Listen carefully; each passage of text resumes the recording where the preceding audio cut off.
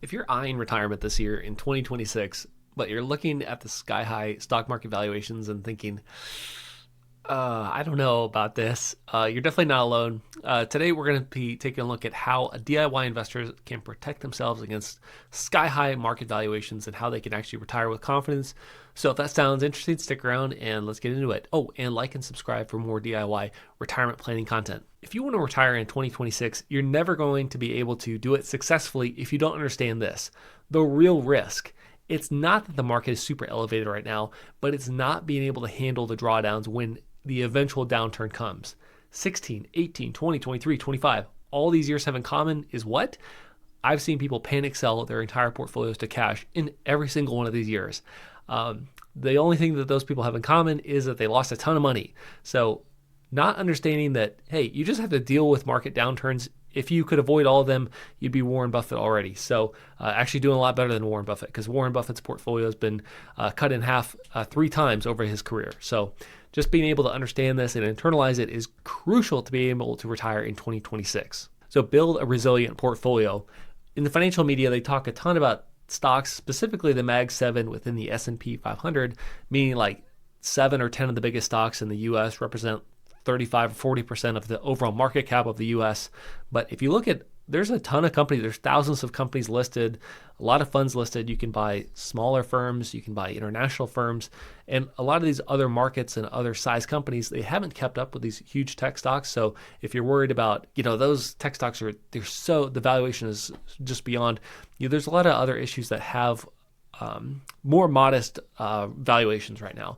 A lot of other ways to diversify your stock portfolio specifically. And then outside of stocks, diversifying with bonds and having some kind of bond ladder. That could be a government or a corporate bond ladder. You could do short, intermediate, and long-term bonds as well. And then don't forget about real assets, so real estate, commodities, things like that, just to provide another bit of cushion just in case we have an inflation spike or something like that to protect your retirement portfolio. So the first year you retire, you're going to be faced with this challenge. The market's going to drop something like 10, 15, 20, 25% in a quarter.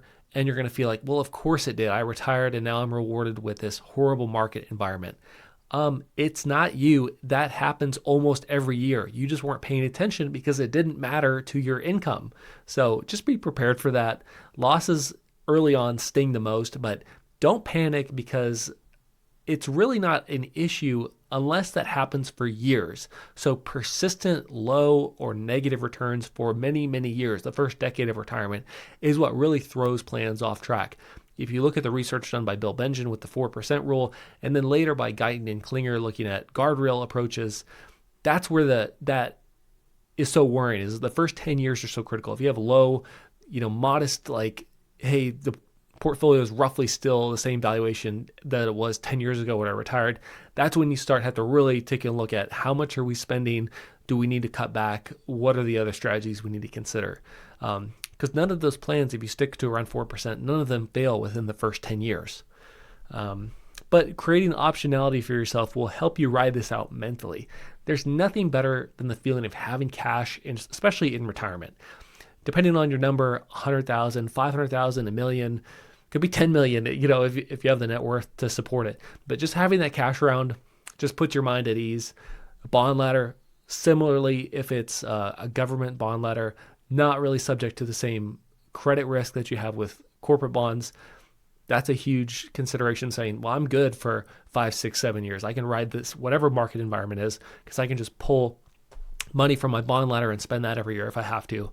And then having income optionality, whether it's Social Security or other income sources like a pension, being able to toggle those on early if we run into a really nasty market environment, just to save from having to take assets out of the portfolio. Maybe you want to take more assets and reinvest them back into risky assets that have declined in value. So all those are great ways to protect yourself mentally and financially from a sequence of return risk. In January, everyone always looks at, what is my diet? What food am I eating? Is it healthy for me? I submit, if you are retiring in 2026, it is equally, if not more important, to analyze your media diet. Who are you watching? Why are you watching them? And what is their incentive? If you are watching entertainment shows, it is designed to shock, make you angry, and make you scared. Tax efficiency in retirement is one of those things that is completely in your control. and something that you should probably be investing a lot more time into. Roth conversions specifically are a great way to reduce future RMDs to avoid you creeping into the 35 or 37% bracket if you've got large pre-tax balances. They also are great because those RMDs often push you into higher and higher IRMA, like penalty bracket. We talked about reduced IRMA, so gain and loss harvesting, especially for those taxable accounts, revocable trust, or your joint account with your spouse. Being able to look at your holdings throughout the year, not just at the end, and harvesting losses or gains if you are in a super low tax bracket can be a great way to delay taxes for as long as possible and build large gains in positions that you can later give to charity, which brings me to charitable giving. Charitable giving is one of those things that, maybe you want to be a little bit more personal about it, more reserved, but do not be modest with your charitable giving when it comes to your advisor. They should know everything that you plan on doing and what you're currently doing, because there's a lot of ways to save a ton of money on taxes with charities. Donor advised funds are a common one, especially before retirement. If you're going to sell a rental property or a piece of your business and have a large gain hit your tax return, donor advised funds could be a great way to prepay charitable giving without having to send all that money to the charity in year one. It kind of remains in escrow in a way. And then finally, borrowing strategically from your portfolio. If you're funding a big purchase or big trips, there's margin loans, but there's also these new things called box spread loans, and it involves buying and selling options at the money in the future so that you're essentially loaning money to yourself by guaranteeing a loss on those options. Also get another tax benefit that's kind of a newer thing though. So not many people have been implementing that as of yet. It's been traditionally more of like an institutional or a family office type of thing, but that's coming more mainstream now. So tax efficiency, I would say in terms of using your time to learn on YouTube, probably prioritize tax videos over investment videos.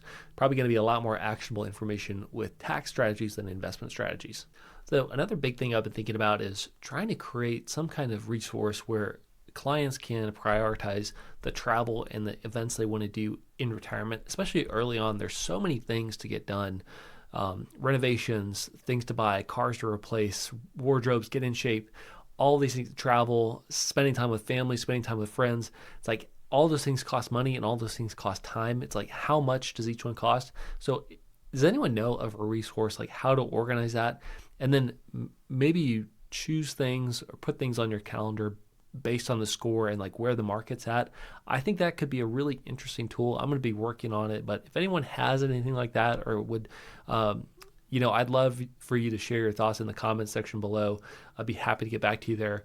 So like and subscribe for more retirement planning content, and we'll catch you in the next one. Bye.